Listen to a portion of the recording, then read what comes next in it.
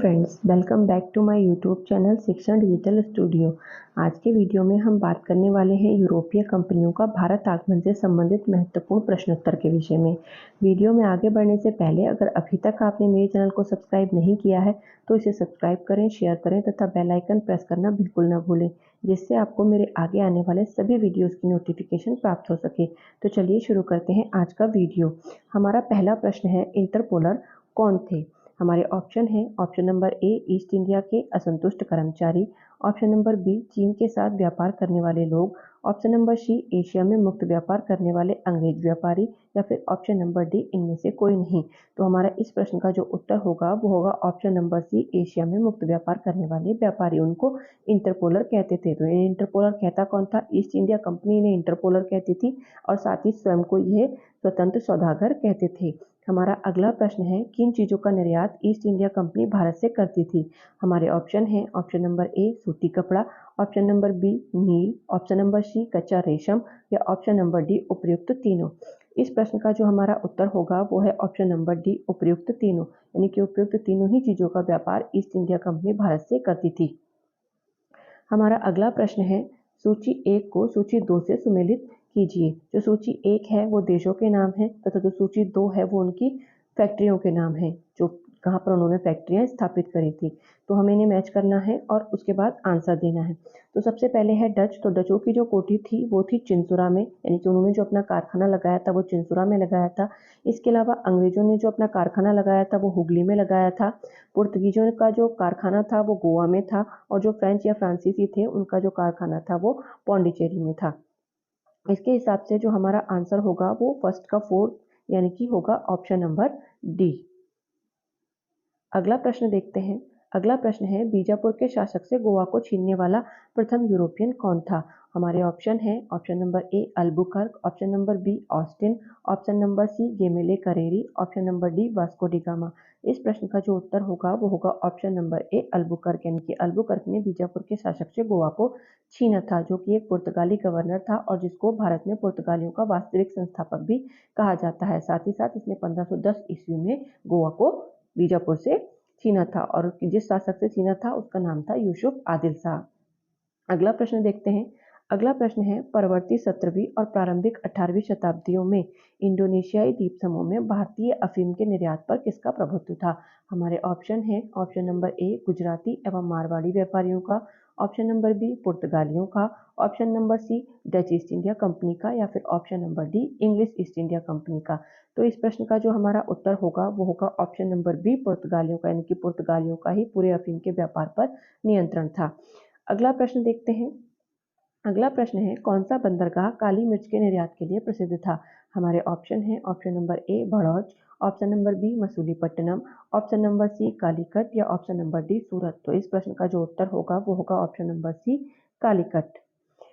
अगला प्रश्न है, भारत के पश्चिमी तट के निम्न में से किस स्थल पर इंग्लिश फैक्ट्री थी? यानी कि अंग्रेजों की फैक्ट्री इनमें से कौन से स्थल पर थी, और कौन से तट पर पूछ रहे हैं? तो पश्चिमी तट पर पूछ रहे हैं। हमारे ऑप्शन है, option number A Cochin, option number B Tellicherry, option number C Coonoor, और ऑप्शन नंबर डी कालीकट। इस प्रश्न का जो उत्तर होगा वो होगा ऑप्शन नंबर बी तेलीचेरी। हमारा अगला प्रश्न है, किस यूरोपीय व्यापारिक कंपनी ने कासिम बाजार में सर्वाधिक तागे यानी कि रेशमी तागे का उत्पादन किया था? हमारे ऑप्शन है, ऑप्शन नंबर ए डेन यानी कि Danish company, option number B English company, option number C Dutch, और ऑप्शन नंबर डी फ्रेंच यानी कि फ्रांसीसी। इस प्रश्न का उत्तर होगा ऑप्शन नंबर सी डच। हमारा अगला प्रश्न है, भारत आने वाले प्रथम अंग्रेजी जहाज का नाम क्या था? हमारे ऑप्शन है, option number A red dragon, option number B flower one, option number C Hindustan, या ऑप्शन नंबर डी एलिजाबेथ। तो इस प्रश्न का जो उत्तर होगा वो होगा option number A red dragon. अगला प्रश्न है, वह अंग्रेज यात्री जो तुर्की तथा फारसी भाषा का विद्वान था, यानी कि तुर्की और फारसी भाषा दोनों ही जानता था। तो इस ऑप्शन है हमारे, option number A Captain Hawkins, option number B Mildenhall, option number C Captain West, या option number D Sir Thomas रो।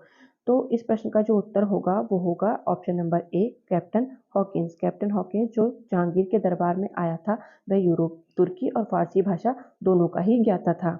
हमारा अगला प्रश्न है, रिजवी की संधि के पश्चात पौंडीचेरी किसको वापस मिली थी?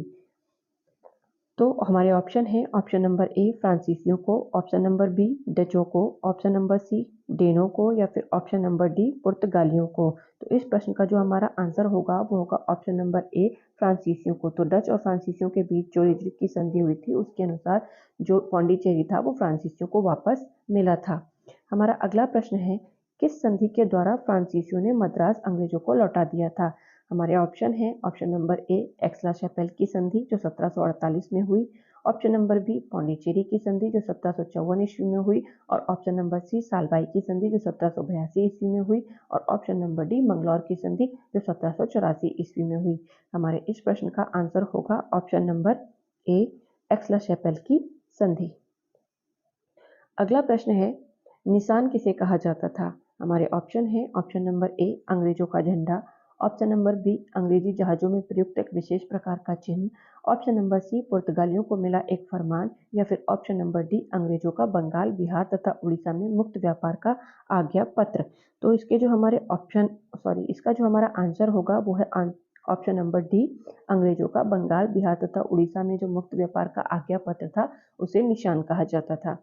हमारा अगला प्रश्न है अपने क्षेत्र में किस पुर्तगाली गवर्नर ने सती प्रथा को प्रतिबंधित कर दिया था। हमारे ऑप्शन है option number A Francisco de Almeida, option number B Nuno da Cunha, option number C Alfonso de Albuquerque और ऑप्शन नंबर डी कैस्टर। इस प्रश्न का जो हमारा उत्तर है वो है option number C Alfonso de Albuquerque. Albuquerque पहला वो व्यक्ति था जिसने अपने एरिया में सती प्रथा को प्रतिबंधित कर दिया था। हमारा अगला प्रश्न है भारत में सहायक संधि की अवधारणा का प्रतिपादन सर्वप्रथम किसने किया था।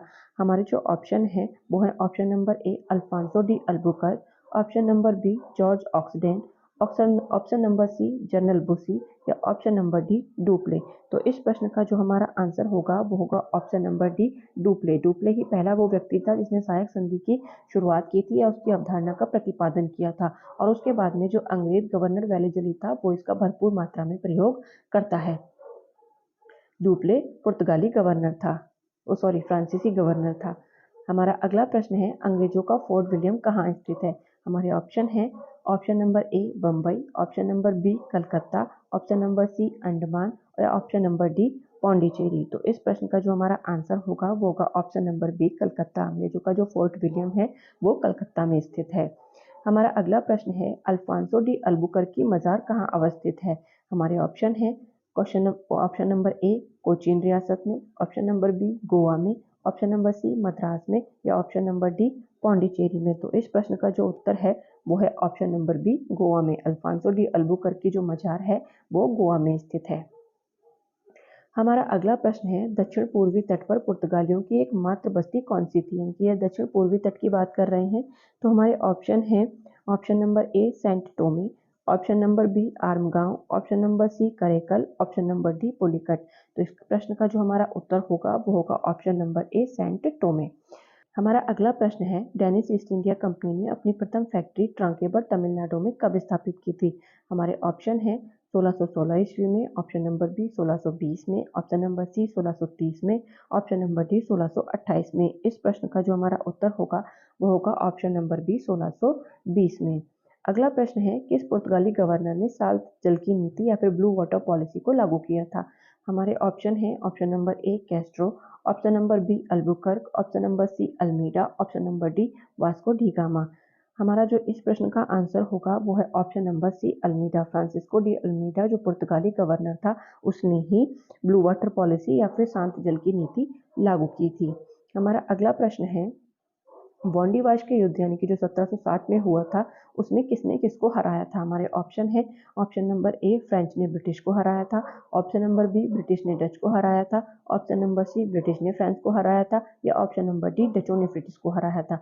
इस प्रश्न का जो हमारा उत्तर है वो है ऑप्शन नंबर सी ब्रिटिश ने फ्रेंच को हराया था बॉन्डीवाश के युद्ध में, जो कि कर्नाटक के तृतीय युद्ध में हुआ था और यहीं से जो फ्रांसीसी थे उनका भारत से प्रभुत्व समाप्त हो गया था।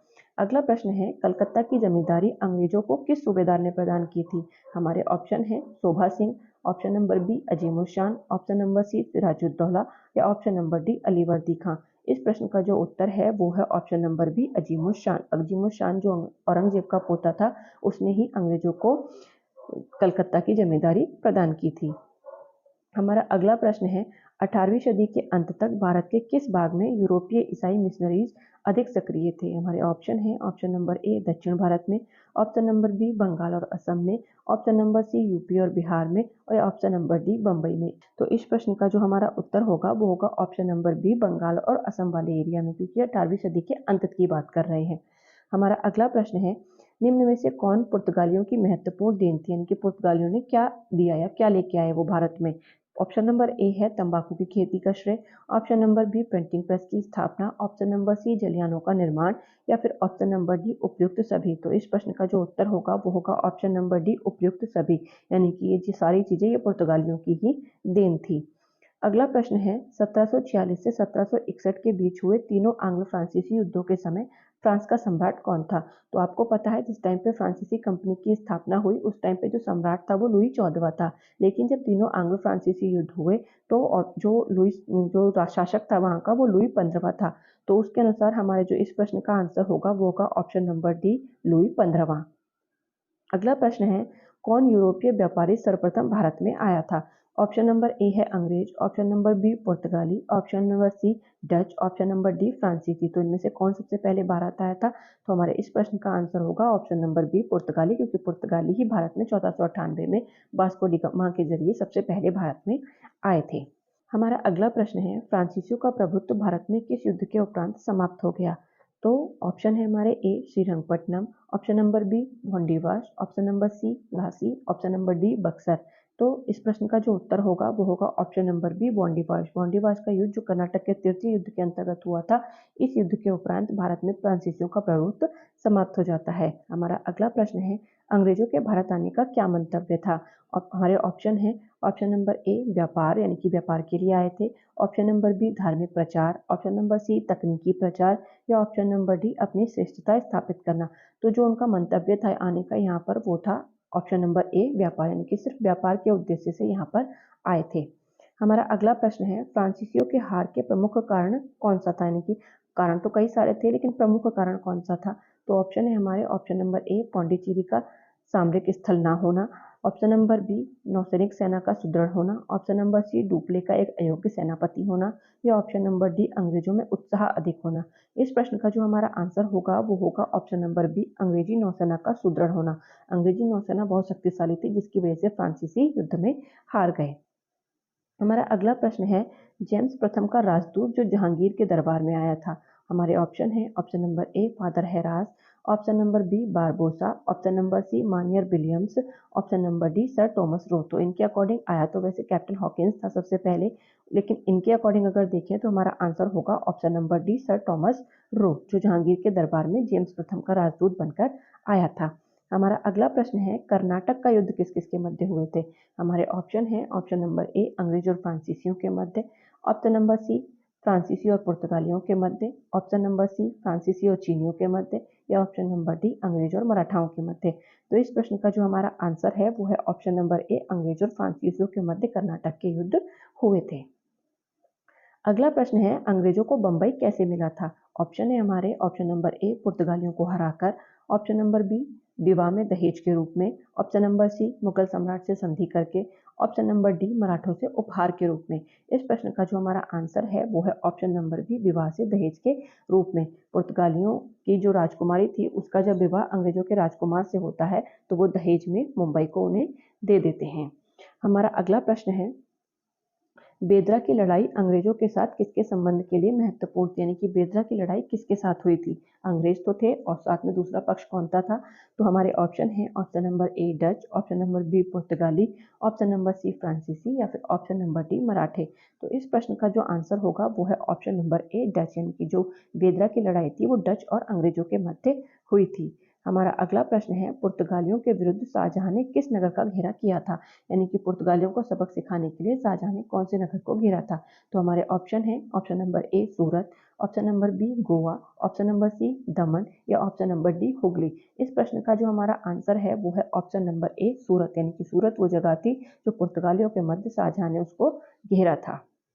हमारा अगला प्रश्न है अंग्रेजों ने भारत में अपनी प्रथम फैक्ट्री या पहली फैक्ट्री कहाँ पर स्थापित की थी।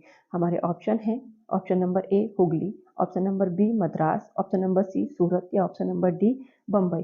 तो जो इसका हमारा आंसर है वो है ऑप्शन नंबर सी सूरत, यानी कि अंग्रेजों ने अपनी पहली फैक्ट्री सूरत में स्थापित करी थी, जिसकी जो परमिशन थी वो जहांगीर ने दी थी, लेकिन बाद में पुर्तगालियों के प्रभाव में आके उस परमिशन को वापस ले लेते हैं और फिर कुछ सालों बाद फिर से दोबारा दे देते हैं। तो जो पहली फैक्ट्री थी वो उनकी सूरत में स्थापित हुई थी।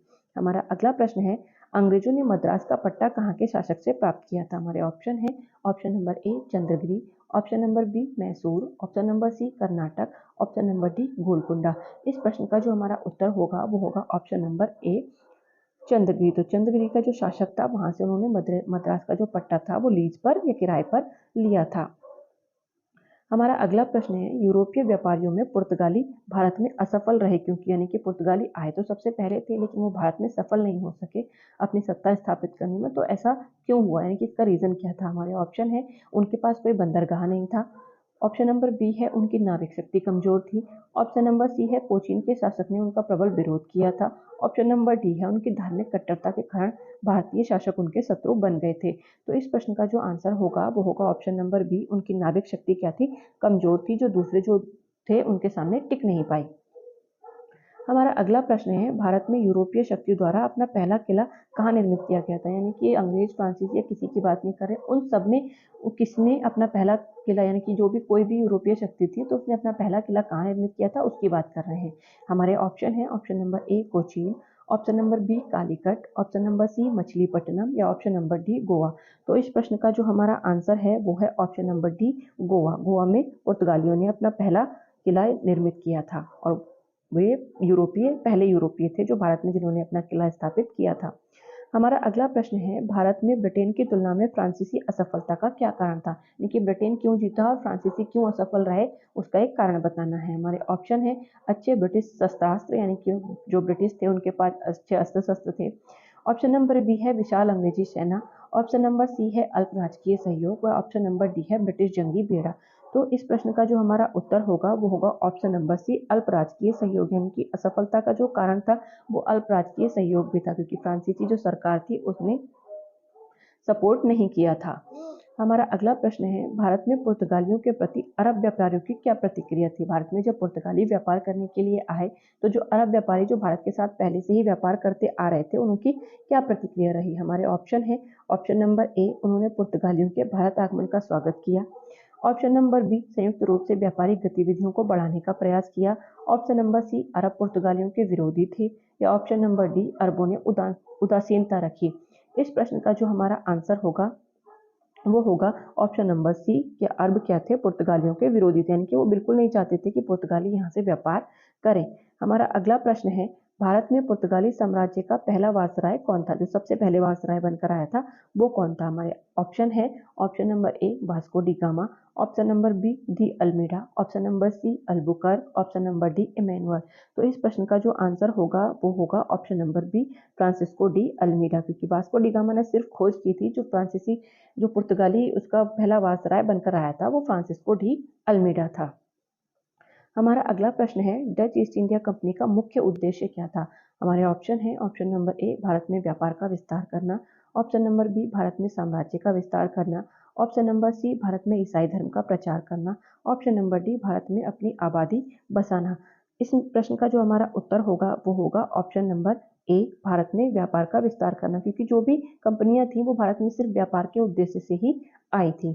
हमारा अगला प्रश्न है, वास्को डी गामा का स्वागत करने वाला भारतीय शासक कौन सा था?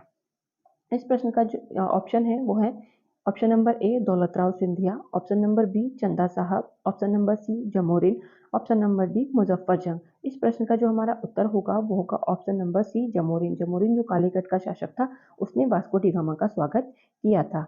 अगला प्रश्न है, भारत में डचों की व्यापारिक पराजय का क्या कारण था?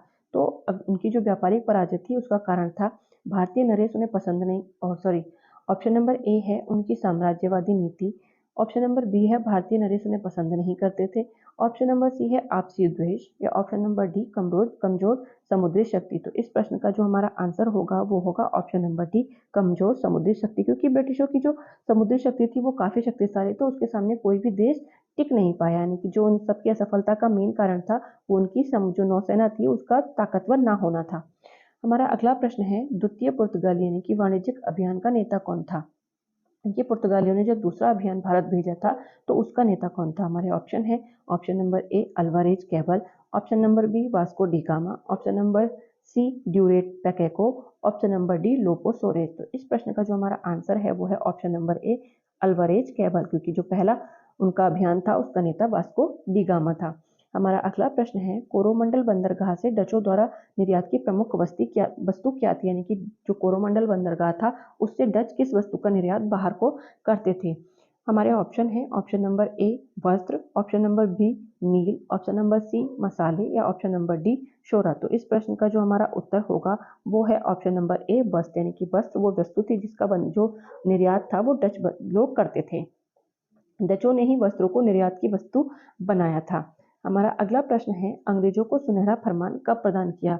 ऑप्शन है हमारे, option number A 1611, option number B 1632, option number C 1717, option number D 1742। इस प्रश्न का जो हमारा उत्तर है वो है ऑप्शन नंबर सी 1717, यानी कि 1717 में अंग्रेजों को सुनहरा फरमान प्रदान किया गया था। हमारा अगला प्रश्न है, निम्नलिखित में व्यापारियों के आगमन को क्रमबद्ध कीजिए, यानी कि डच, पुर्तगाली, अंग्रेज और फ्रांसीसी, इनमें कौन पहले आया था और कौन बाद में आया था? तो जो इसमें ऑप्शन है, ऑप्शन ए तो मतलब इनके अकॉर्डिंग आपको मैच करना है। तो इसके अकॉर्डिंग यानी कि जो अगर देखें तो सबसे पहले पुर्तगाली आए थे, यानी कि नंबर 2 सबसे पहले आएगा, और 2 के अकॉर्डिंग इसमें एक ही ऑप्शन मिलता है जो कि है डी। तो इस प्रश्न का जो हमारा आंसर होगा वो होगा डी, यानी कि पहले पुर्तगाली आए, फिर डच आए, फिर अंग्रेज आए और सबसे लास्ट में फ्रांसीसी आए। हमारा अगला प्रश्न है, फ्रांसीसियों का प्राचीनतम कारखाना कहाँ स्थापित हुआ था? यानी कि सबसे पहले फ्रांसीसियों ने अपना कारखाना कहाँ स्थापित किया था? हमारे ऑप्शन है, option number A Mumbai, option number B Pondicherry, option number C Madras, option number D Hooghly. इस प्रश्न का जो उत्तर है वो होगा ऑप्शन नंबर सी मद्रास, यानी कि फ्रांसीसियों ने सबसे पहले जो अपना कारखाना था वो मद्रास में लगाया था। हमारा अगला प्रश्न है, ईस्ट इंडिया कंपनी और उसके बाद बनी कंपनियों का विलय कब हुआ था? पहले ईस्ट इंडिया कंपनी आई थी और उसके बाद कई सारी कंपनियां बनी और बाद में जाके उन सबको मिला के एक ही कंपनी बना दिया गया। तो उनका जो विलय था वो कब हुआ? हमारे ऑप्शन है 1765, option number B 1701, option number C 1702, option number D 1712। इस प्रश्न का जो उत्तर है वो है ऑप्शन नंबर सी 1702। 1702 में ईस्ट इंडिया कंपनी और उसके बाद जितनी भी कंपनियां बनी थी उन सबका विलय कर दिया गया। अगला प्रश्न है, अंग्रेजों का फोर्ट विलियम कहाँ स्थित है? हमारे ऑप्शन है, option number A Bombay, option number B Calcutta, option number C Madras, option number D Pondicherry. तो इस प्रश्न का जो उत्तर है वो है ऑप्शन नंबर बी कलकत्ता, यानी कि अंग्रेजों का जो फोर्ट विलियम किला था वो कलकत्ता में स्थित था। आई थिंक ये क्वेश्चन रिपीट हो गया है। चलिए कोई नहीं, आगे देखते हैं। हमारा अगला प्रश्न है, स्वर्ग से उतरा सेनानायक किसे कहते हैं? हमारा पहला ऑप्शन है अल्वारेज कैबल को, option number B Vasco da Gama को, option number C Robert Clive को या option number D Count de Lally को। तो इसका आंसर होगा option number C Robert Clive को। रॉबर्ट क्लाइव को स्वर्ग से उतरा सेनानायक कहते हैं। हमारा अगला प्रश्न है, बीजापुर के सुल्तान से गोवा को छीनने वाला प्रथम यूरोपियन कौन था? आई थिंक ये क्वेश्चन भी रिपीट है। चलिए कोई नहीं, हमारे ऑप्शन है A Albuquerque, option B Austin, option C Gemelli Careri, option D Warren Hasting. तो इस प्रश्न का जो आंसर है वो है ऑप्शन नंबर ए अल्बुकर्क। अगला प्रश्न देखते हैं, भारत में सर्वप्रथम फ्रांसीसी कंपनी किसने स्थापित करी थी? हमारे ऑप्शन है, option number A Colbert, option number B Dumas, option number C Dupleix, option number D Vasco da Gama. इस प्रश्न का जो हमारा आंसर होगा वो होगा ऑप्शन नंबर ए कोलबर्ट, यानी कि जो फ्रांसीसी कंपनी थी उसको स्थापित करने वाला कोलबर्ट था, जो कि क्या था, लुई 14 का मंत्री था। हमारा अगला प्रश्न है, कौन सा पुर्तगाली धर्म प्रचारक भारत में सबसे पहले आया था? हमारे ऑप्शन है, option number A Francis Martin, option number B Francis Xavier, option number C Antonio de Noronha और option number D Nino da Cunha. इस प्रश्न का जो आंसर है वो है option number B Francis Xavier. हमारा अगला प्रश्न है, किसने इंग्लैंड के चार्ल्स द्वितीय को बम्बई दहेज में दिया था? यानी कि जो इंग्लैंड था उसको बम्बई दहेज में मिला था, लेकिन वो दिया किसने था? हमारे ऑप्शन है, ऑप्शन नंबर ए डचों ने, ऑप्शन नंबर बी पुर्तगालियों ने, ऑप्शन नंबर सी स्पेनिशों ने या ऑप्शन नंबर डी फ्रांसीसियों ने। तो किसने इंग्लैंड को दहेज में दिया था बम्बई? तो वो था ऑप्शन नंबर बी पुर्तगालियों ने। पुर्तगालियों ने बम्बई को दहेज में अंग्रेजों को दिया था। हमारा अगला प्रश्न है, पुर्तगालियों ने गोवा पर कब अधिकार किया था? तो हमारे ऑप्शन है 1500, option number B 1508, option number C 1510, option number D 1516। इस प्रश्न का जो आंसर है वो है ऑप्शन नंबर सी 1510, यानी कि 1510 में पुर्तगालियों ने गोवा को छीना था। हमारा अगला प्रश्न है, निम्नलिखित में से कौन सा स्थान पुर्तगालियों के अधिकार में नहीं था। हमारे ऑप्शन है option number A Daman, option number B Bassein, option number C Machilipatnam, option number D Hooghly. तो हमारे इस प्रश्न का जो उत्तर होगा वो होगा ऑप्शन नंबर सी मछलीपट्टनम, यानी कि मछलीपट्टनम एक ऐसी जगह थी जो पुर्तगालियों के अधिकार में नहीं थी। हमारा अगला प्रश्न है, मुगल भारत में अंग्रेजी व्यापार की सर्वाधिक महत्वपूर्ण वस्तु क्या थी, यानी कि जिस टाइम पे मुगल काल चल रहा था उस टाइम पे अंग्रेज सबसे ज़्यादा किस चीज़ का व्यापार करते थे। तो हमारे ऑप्शन है ऑप्शन नंबर ए सूती वस्त्र, option number B Neil, option number सी अफीम, ऑप्शन नंबर डी चाय। इस प्रश्न का जो आंसर होगा वो होगा ऑप्शन नंबर ए सूती वस्त्र, यानी कि सूती वस्त्रों का व्यापार सबसे ज़्यादा किया जाता था। हमारा अगला प्रश्न है, वास्को डी गामा कालीकट किस वर्ष पहुंचा था। हमारे ऑप्शन है option number A 1490, option number B 1492, option number C 1489 या ऑप्शन नंबर डी 1498। हमारे इस प्रश्न का जो आंसर होगा वो होगा option number D 1498। 1498 Vasco da gamma Calicut पर उतरा था। हमारा अगला प्रश्न है, निम्नलिखित में से कौन सा युद्ध था जिसने भारत में डचों को समाप्त कर दिया। हमारे ऑप्शन है ऑप्शन नंबर ए बक्सर की लड़ाई, ऑप्शन नंबर बी बेदरा की लड़ाई, ऑप्शन नंबर सी प्लासी की लड़ाई या ऑप्शन नंबर डी 1857 का स्वतंत्रता संग्राम। तो इस प्रश्न का जो आंसर होगा वो होगा ऑप्शन नंबर बी बेदरा की लड़ाई। बेदरा की लड़ाई में डचों को भारत में अंग्रेजों ने समाप्त कर दिया था। हमारा अगला प्रश्न है, मध्यकाल में सर्वप्रथम भारत से व्यापार संबंध स्थापित करने वाले कौन थे। Option number A Dutch, option number B फ्रांसीसी, ऑप्शन नंबर सी पुर्तगाली, ऑप्शन नंबर डी अंग्रेज। इस प्रश्न का जो आंसर है वो है ऑप्शन नंबर सी पुर्तगाली। पुर्तगाली ही वो पहले यूरोपीय थे जिन्होंने भारत से व्यापारिक संबंध स्थापित किए थे। हमारा अगला प्रश्न है, निम्नलिखित में से कौन सा युद्ध था जिसने भारत में ब्रिटिश प्रभुत्व को प्रारंभ किया। यहाँ समाप्त की बात नहीं कर रहे हैं किसी की, यहाँ ब्रिटिश प्रभुत्व को प्रारंभ की बात कर रहे हैं। हमारे ऑप्शन है ऑप्शन नंबर ए बक्सर की लड़ाई, ऑप्शन नंबर बी मैसूर की लड़ाई, ऑप्शन नंबर सी प्लासी की लड़ाई या ऑप्शन नंबर डी 1857 का स्वतंत्रता संग्राम। तो इस प्रश्न का जो उत्तर है वो है ऑप्शन नंबर सी प्लासी का युद्ध। प्लासी के युद्ध के बाद जो अंग्रेज थे उन्हें भारत में प्रभुत्व जमाने का मौका मिल गया, या वहीं से उनका प्रभुत्व भारत पर राज कायम हो गया। हमारा अगला प्रश्न है, भारत में ईस्ट इंडिया कंपनी की सफलता का राज क्या था। यानी कि कंपनियां तो बहुत सारी आई भारत में व्यापार करने के लिए, लेकिन क्यों ब्रिटिश ईस्ट इंडिया कंपनी ही सफल हुई, तो उसका एक कारण बताना है। हमारा ऑप्शन नंबर ए है भारत में राष्ट्रीय भावना की कमी थी, ऑप्शन नंबर बी है कंपनी की सेना को पश्चिमी प्रशिक्षण मिला था तथा उनके पास आधुनिक हथियार थे, ऑप्शन नंबर सी है भारतीय सैनिकों में राष्ट्रीय भावना का अभाव था जिसके फलस्वरूप कोई भी जो उन्हें अच्छा वेतन दे उन्हें अपनी सेवा में लगा सकता था, या फिर उपयुक्त तीनों। तो इस प्रश्न का जो हमारा आंसर है वो है उपयुक्त तीनों, यानी कि तीनों ही कारण थे जिसने भारत में कंपनी को सफल बनाया।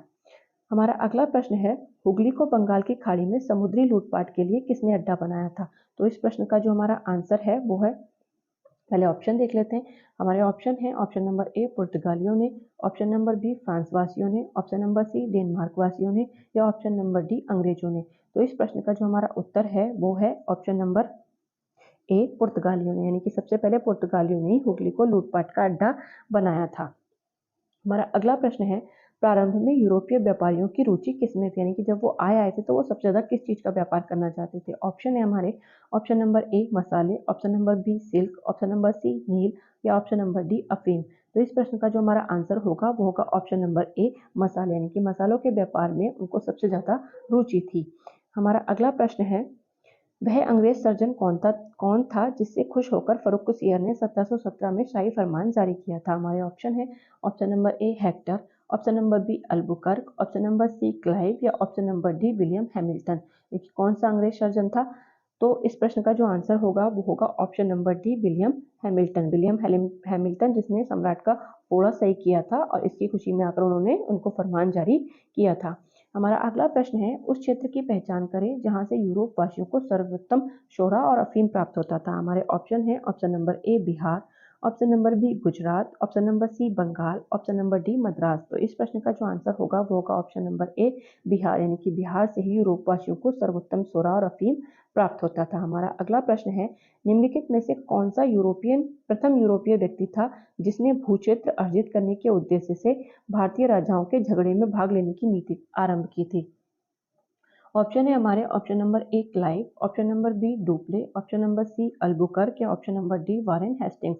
तो जो हमारा पहला शासक था यूरोपीय जिसने क्या किया, यहाँ के लोगों के लड़ाई झगड़े में पड़ के उसकी अपना मतलब जो उनका शासन स्थापित करने का जो उद्देश्य था उसको शुरू किया, तो वो था ऑप्शन नंबर बी डुप्ले।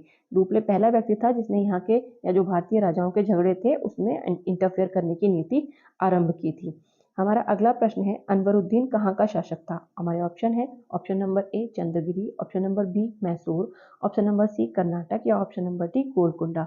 इस प्रश्न का जो आंसर है वो होगा ऑप्शन नंबर सी कर्नाटक। जो अनवरुद्दीन था वो कर्नाटक का शासक था। कर्नाटक युद्धों में आप इसे देख चुके हैं। हमारा अगला प्रश्न है फ्रांसीसी दक्कन में शक्ति आंदोलन स्थापित करने में असफल रहे क्योंकि। जो फ्रांसीसी थे वो दक्षिण में क्यों असफल रहे। हमारे ऑप्शन है ऑप्शन नंबर ए डुप्ले सक्षम सेनापति नहीं था, ऑप्शन नंबर बी अंग्रेजों की फौज शक्तिशाली थी, ऑप्शन नंबर सी भारतीय लोग फ्रांसीसियों को पसंद नहीं करते थे, या ऑप्शन नंबर डी पांडिचेरी सामरिक केंद्र नहीं था। इस प्रश्न का जो आंसर है वो है ऑप्शन नंबर बी कि अंग्रेजों की जो फौज थी वो बहुत ज्यादा शक्तिशाली थी। हमारा अगला प्रश्न है जेम्स प्रथम का राजदूत जो 1615 में जहांगीर के दरबार में आया था। हमारे ऑप्शन है option number A Father Heras, option number B Barbosa, option number C sir Thomas Roe, option number D Monier Williams. तो इस प्रश्न का जो हमारा उत्तर है वो है option number C sir Thomas Roe. Sir Thomas Roe थे जो जहांगीर के दरबार में 1615 में आए थे, और सबसे पहले आने वाला जो था वो कैप्टन हॉकिंस था। हमारा अगला प्रश्न है सूची 1 को सूची 2 से सुमेलित कीजिए। एक तरफ समुद्री यात्री हैं और दूसरी तरफ उनके देश हैं कि वो किस देश से संबंधित थे। तो सबसे पहला है वास्को डी गामा। तो वास्को डी गामा आपको पता है पुर्तगाल से संबंधित था। उसके अलावा जो क्रिस्टोफर कोलंबस है वो स्पेन का यात्री था। उसके बाद जो कैप्टन कुक है वो ग्रेट ब्रिटेन का था, और जो तस्मान था वो हॉलैंड का था। तो इसके अकॉर्डिंग हमारा आंसर होगा ए का सेकेंड, यानी कि ऑप्शन नंबर बी, जिसमें वो एक ही ऑप्शन है। तो इस प्रश्न का जो हमारा आंसर होगा वो होगा ऑप्शन नंबर बी। अगला प्रश्न है निम्नलिखित में से किस अंग्रेज अधिकारी ने पुर्तगालियों को स्वाली के स्थान पर हराया था। हमारे ऑप्शन है option number A William Hawkins, option number B Thomas Best, option number C Thomas Roe, या option number D Josiah Child. हमारा जो इस प्रश्न का आंसर होगा वो है option number B Thomas Best. Thomas Best ने पुर्तगालियों को स्वाली के युद्ध में हराया था। हमारा अगला प्रश्न है निम्नलिखित में से प्रथम कर्नाटक युद्ध का कौन सा तात्कालिक कारण था। हमारे ऑप्शन है ऑप्शन नंबर ए अंग्रेज और फ्रांसीसियों के बीच प्रतिद्वंदिता, ऑप्शन नंबर बी ऑस्ट्रिया की राजगद्दी की जंग, ऑप्शन नंबर सी कर्नाटक की राजगद्दी का मसला, या ऑप्शन नंबर डी अंग्रेजों द्वारा फ्रांसीसी जहाजों का अधिग्रहण। तो इस प्रश्न का जो आंसर होगा वो होगा ऑप्शन नंबर डी अंग्रेजों द्वारा फ्रांसीसी जहाजों का जो अधिग्रहण था वो प्रथम कर्नाटक युद्ध का तात्कालिक कारण था। हमारा अगला प्रश्न है फ्रांसीसियों का प्रभुत्व भारत में किस युद्ध के पश्चात समाप्त हो गया।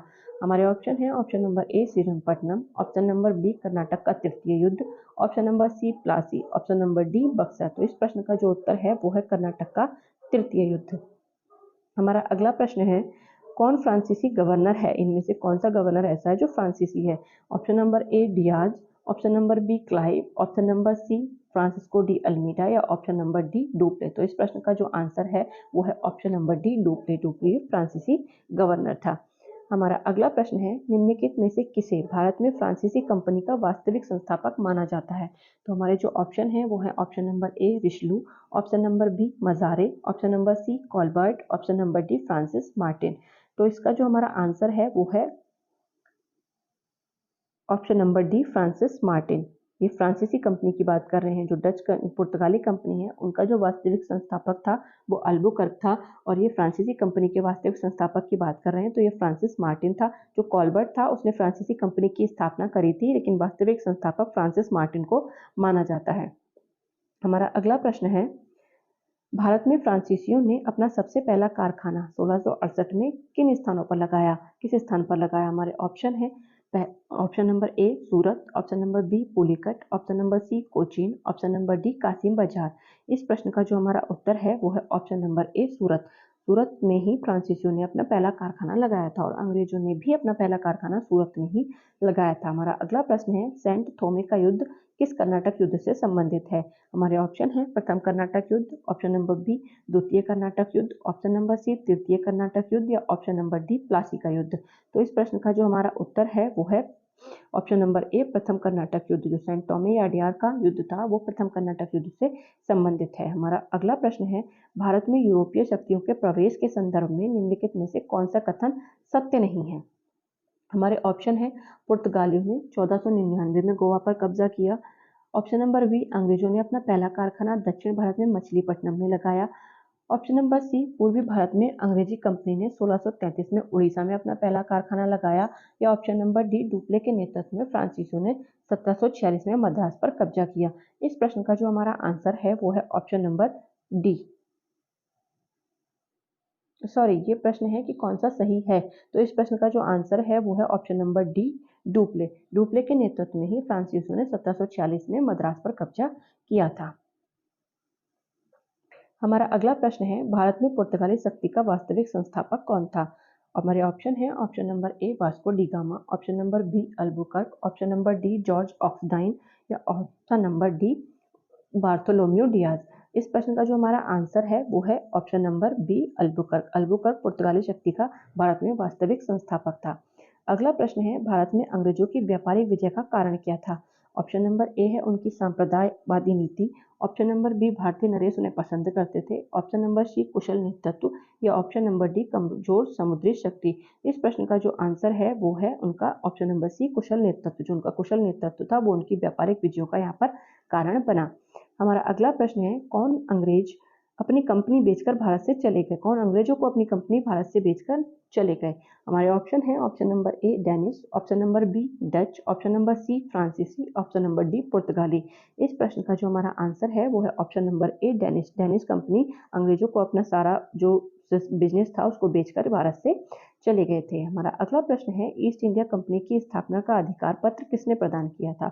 हमारे ऑप्शन है, ऑप्शन नंबर ए हेनरी अष्टम ने, ऑप्शन नंबर बी एलिजाबेथ ने, ऑप्शन नंबर सी जेम्स ने, ऑप्शन नंबर डी चार्ल्स ने। तो इस प्रश्न का जो हमारा उत्तर है वो है option number B Elizabeth. Elizabeth ने कंपनी की स्थापना का अधिकार पत्र उन्हें प्रदान किया था।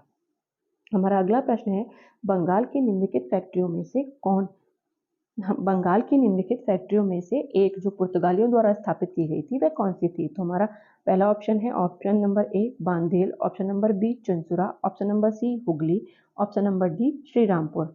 इस प्रश्न का जो हमारा आंसर है वो है ऑप्शन नंबर सी हुगली।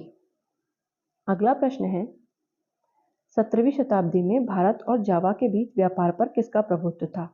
तो हमारे ऑप्शन है, ऑप्शन नंबर ए पुर्तगालियों का, ऑप्शन नंबर बी डचों का, ऑप्शन नंबर सी अंग्रेजों का, ऑप्शन नंबर डी फ्रांसीसियों का। तो इस प्रश्न का जो आंसर है वो है ऑप्शन नंबर बी डचों का, यानी कि जावा और भारत के बीच में जो व्यापार था उस पर डचों का अधिकार था।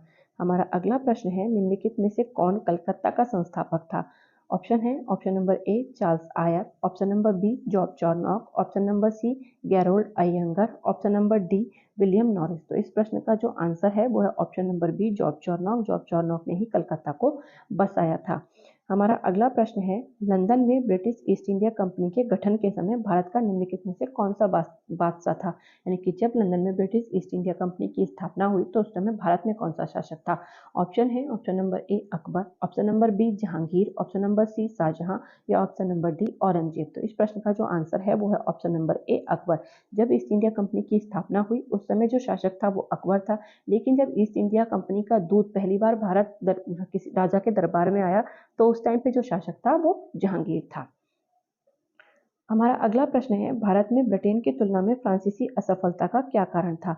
तो हम ऑप्शन है, ऑप्शन नंबर ए अच्छे ब्रिटिश शस्त्रास्त्र, ऑप्शन नंबर बी ब्रिटिश जंगी बेड़ा, ऑप्शन नंबर सी विशाल अंग्रेजी सेना, या ऑप्शन नंबर डी अल्प राजकीय सहयोग। इस प्रश्न का जो हमारा उत्तर है वो है ऑप्शन नंबर सी ब्रिटिश जंगी बेड़ा, यानी कि ब्रिटिश जंगी बेड़ा की वजह से ही फ्रांसीसी असफल रहे थे।